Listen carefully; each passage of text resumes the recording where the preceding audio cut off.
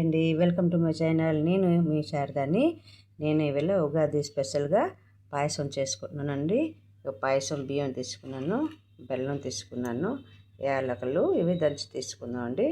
పాలు, కాజు, కిస్మిస్, బాదం అండి, మంచి నెయ్యి అండి. రైస్ని మనం బాయిల్ చేసుకొని మనం తీసుకుందాం పరమాన్నం కోసం. ఇవ్వటండి ఇది నేను ఇటు పక్కము పరమాన్నం ఉడుకుతున్నది. పాలు నీళ్ళు కలిపేసి బియ్యం కడిగేసేసానండి. పరమాన్నం ఉడుకుతున్నది. ఇటు పక్కము కాజు, కిస్మిస్, బాదం పప్పు ఇవన్నీ ఫ్రై చేస్తున్నానండి. కొంచెం ఎగితే చాలండి, ఎక్కువ మాడవసరం లేదు. చూసారు కదండి, పరమాన్నం ఉడికిపోతుంది. పాలు నీళ్ళు బియ్యం కడిగేసేసాను పాలు నీటిలో. అది ఉడికిపోయి వచ్చింది.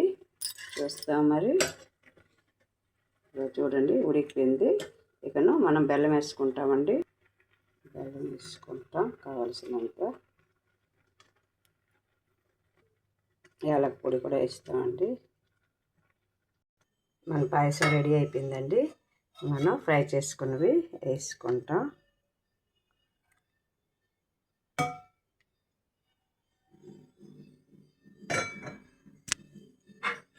చూసారా, మన పాయసం రెడీ.